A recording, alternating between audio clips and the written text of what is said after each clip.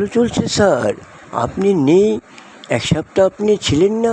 আপনার ভাই তো এই অফিসের মালিক মনে করে। সে ওয়ার্কারদের বলে যে এই অফিসের মালিক হলো আমি। আমার বড় ভাইকে আমি সম্মান করি, তাই তাকে আমি এমডি চেয়ারে বসিয়েছি। নিজেকে মালিক দাবি করে এত বড় সাহস ওর! দাঁড়া, আজই আমি এর একটি বিট করছি। ওর এত বড় আস্পর্ধা! আমি এক সপ্তাহ আসিনি বলে ও অফিসে সবাইকে বলে বেড়ায় যে ওর মালিক, আর আমি নাকি ম্যানেজারের পোস্টেও আমার যোগ্যতা নেই। দাঁড়া, আজই একটি বিট করছি আমি।